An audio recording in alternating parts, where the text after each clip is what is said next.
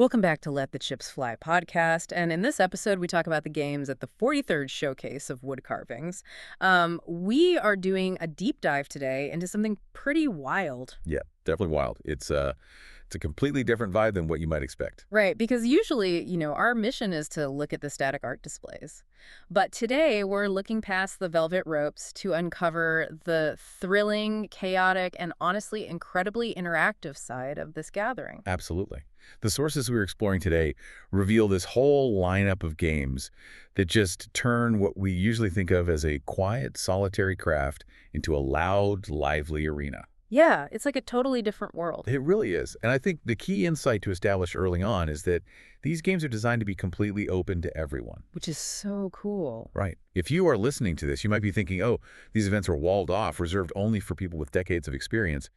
But you do not need a professional portfolio to step up to the block. You just need a willingness to try, right?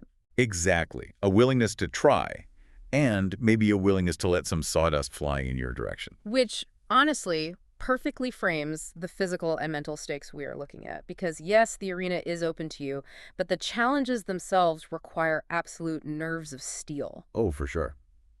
Let's start with the timed events, the ball carving challenge. Yeah, this is just a brilliant test of skill. The mechanics are beautifully straightforward on paper. Each person who steps up is handed a square block of basswood. Yeah. And it is exactly 2 inches on every side. Yeah. And from the moment the timer starts, you have exactly 45 minutes to carve that angular cube into a perfect wooden sphere. Wait, 45 minutes? Let me stop you right there, because 45 minutes goes by in an absolute flash. Really, guys? I mean, I have seen master artists take hours just to properly round off a basic edge. Are people actually producing functional spheres in that time, or are they just panicking and dropping lumpy potatoes? Well, that is the genius of the time limit. It forces a completely different approach to the material. You cannot sit there and delicately pare away tissue-thin layers. Right. You have to aggressively remove waste wood while simultaneously doing complex three-dimensional geometry in your head. That seems exhausting. It is. A cube has 8 corners and 12 edges. To make a sphere, you have to constantly subdivide those flat planes, turning a cube into an octahedron and then into a multifaceted polygon. Until the facets become, like, microscopic. Exactly. And you are doing all of this while fighting the grain. Right, because on a 2-inch cube, 2 of those 6 faces are purely end grain. Yep. You are slicing directly into the vertical fibers, which is notoriously difficult. The blade just wants to chatter and skip. It does. And if your blade skips, you create a microscopic flat facet on the surface. And remember, you cannot use sandpaper to smooth out your mistakes here. Oh, wow. No power tools either. Nope. No power tools or rotary bits. You are relying entirely on traditional hand tools. Most participants actually bring a specific knife just for this event, honed with a specialized micro bevel. Okay, let's unpack this, because making it look round to the human eye is only half the battle, isn't it? It is. The ultimate evaluation is a pure physics test. Right. At the end of the time limit, everyone takes their carved ball and drops it into a slanted wooden tube. And the ball that rolls the farthest distance across the floor after leaving the tube is the winner. Exactly. This is where the underlying mechanics really expose the craftsmanship. When you drop a sphere down a ramp, its momentum relies entirely on its center of mass and its symmetrical perfection. Which you just engineered by hand in 45 minutes. Right. You are engineering a functional object by hand in minutes. It is entirely about kinetic energy and friction. I mean, if someone rushes or if they leave a single millimeter wide flat spot on that wood from a blade skip, the moment that flat edge hits the floor, the ball will just wobble and stop dead. It kills the momentum instantly. It is a pure test of symmetry under intense psychological pressure. I mean, you have a crowd of people watching you sweat. It is heartbreaking and exhilarating all at once. I've heard stories of beautifully smooth, perfectly sanded-looking spheres coming out of that tube, hitting one tiny imperfect angle that the eye couldn't even see, and just aggressively veering off to the left and stopping dead. Oh, man. The crowd always groans when that happens. And the stakes make that groan even louder, because while these games are open to everyone, some games have an entrance fee to really build the tension. They do. It costs $5 to enter this ball rolling sprint. All of those fees go into a collective pot, and if your ball rolls the farthest, you walk away with 50% of that total pot. Which transforms a friendly gathering into a high-stakes winner-take-all scenario. And that same level of tension carries right over into the next physical challenge we analyzed in the sources, the longest shaving event. Now, this one is a completely different kind of adrenaline spike. Oh, definitely. Participants are given a standard shared wooden board, usually basswood or a clear pine so that the density is fair for everyone. And you have a 10-minute window to pull a single, continuous, unbroken sliver of wood from that board. 10 minutes to find your starting point, settle your breathing, lock your stance, and make one perfect pull. Wait, isn't working with wood supposed to be a relaxing, meditative activity? This sounds like trying to defuse a bomb. It really does. You are literally sweating over a single sliver of wood, praying your hand doesn't twitch. What's fascinating here is that this game strips the craft down to its absolute most fundamental element. It is testing your profound understanding of cellular structure. Right. As you know, wood isn't a uniform synthetic material. It is a bundle of cellulose fibers bound by lignin. Yeah, it has grain direction. Exactly. When you take a sharp edge and start pulling a shaving, the blade acts as a wedge. It naturally wants to do one of two things based on the grain. It either wants to follow the fibers and dive deep into the board, Which eventually stops your cut.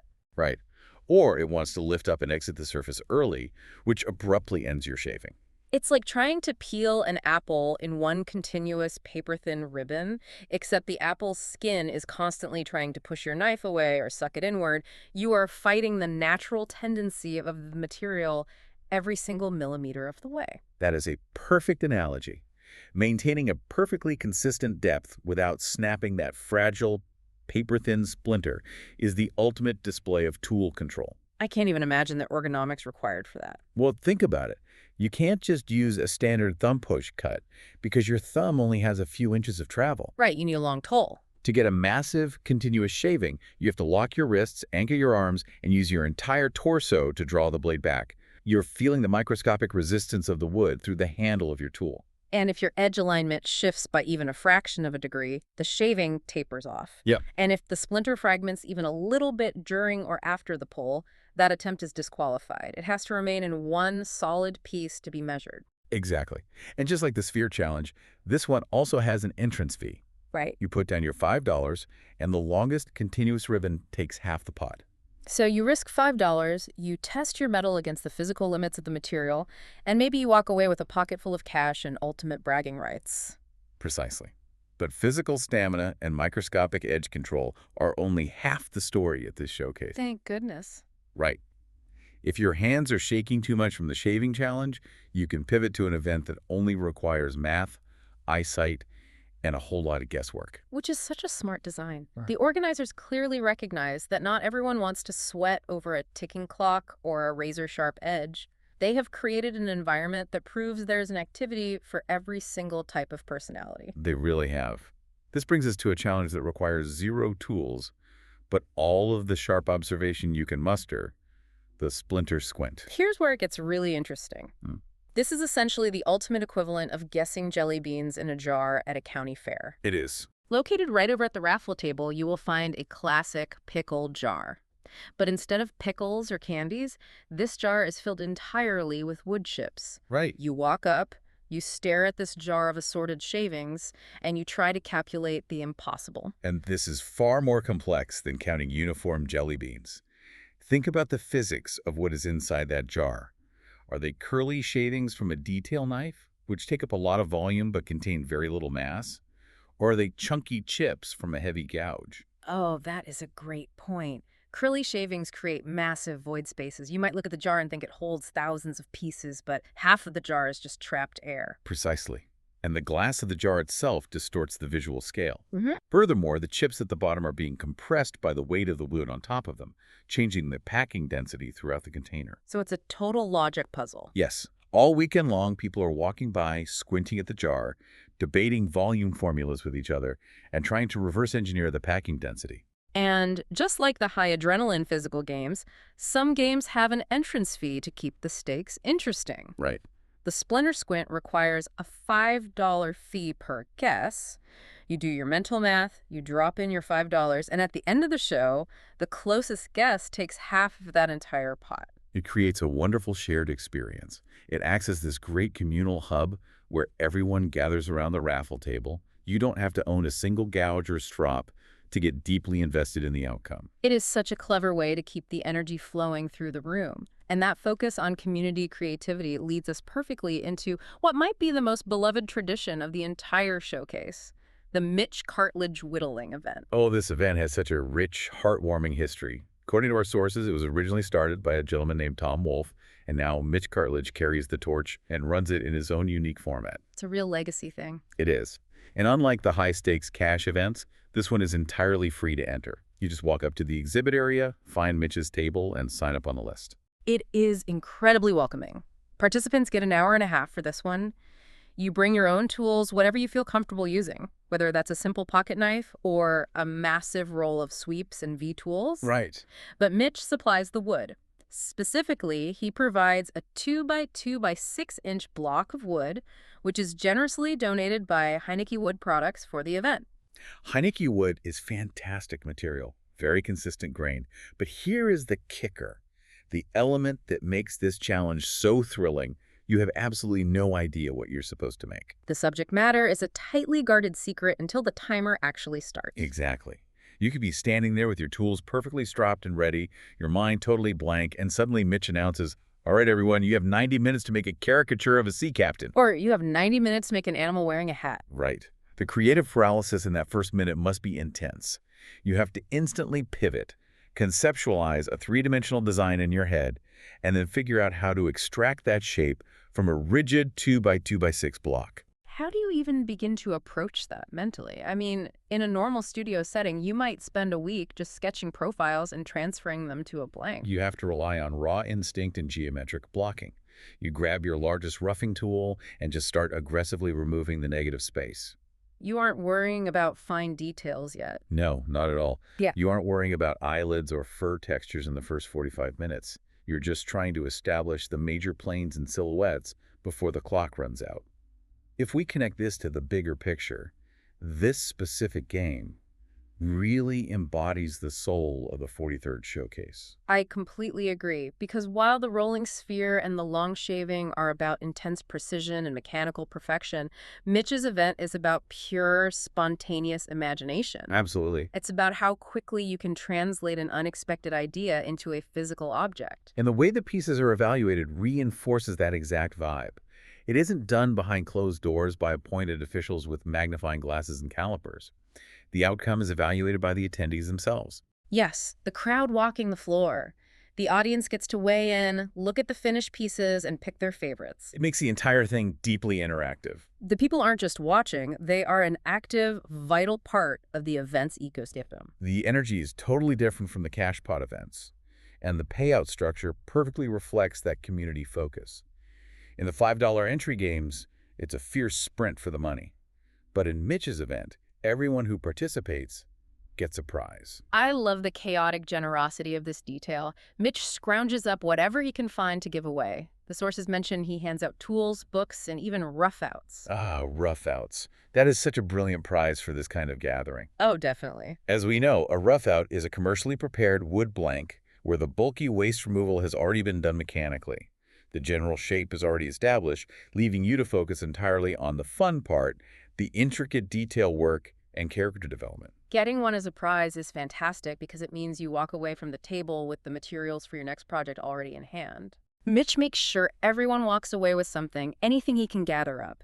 It really reinforces that these games are truly open to everyone and focused on community joy. It creates a beautiful full circle moment. You show up, you step into the surprise challenge, you connect with the crowd, and you leave with a prize that directly encourages you to keep practicing and learning. It is the absolute antithesis of a quiet, stuffy gallery where you aren't allowed to touch anything. It really is. So, what does this all mean for someone planning to attend? It means you are stepping into a vibrant spectrum of activities. On one hand, you have these high-pressure, winner-take-all sprints. Right. You put down your $5, you white-knuckle your handle, and you try to conquer the physics of a rolling sphere, or the fragile biology of wood grain in a matter of minutes. And on the other hand, you have the free, chaotic, and heartwarming community sessions. You can squint at a pickle jar full of chips doing mental math with your friends. Or you can grab a free block of Heineke wood at Mitch's table and let your imagination run wild for 90 minutes while the crowd cheers you on. The most important takeaway is that this arena is open to you.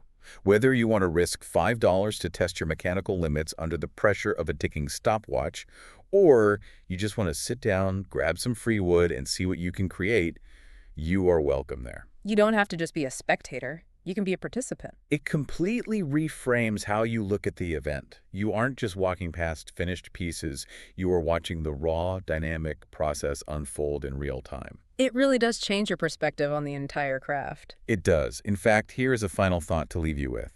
Next time you're walking through a museum or an art gallery, and you stop to look at a beautifully finished, perfectly smooth wooden sculpture. Ask yourself a question. Right. Could the artist who spent months perfecting that static museum piece have carved a perfectly round, functional wooden ball from a rough block of end-grain basswood in just 45 minutes while a crowd watched a ticking clock? It's a completely different skill set. It requires a different kind of mastery. It entirely changes how you appreciate the execution of the craft. It isn't just about patience sometimes. It's about raw instinct and grace under pressure. Go to charlottewoodcarvers.com's showcase for more details and the scheduling at the event.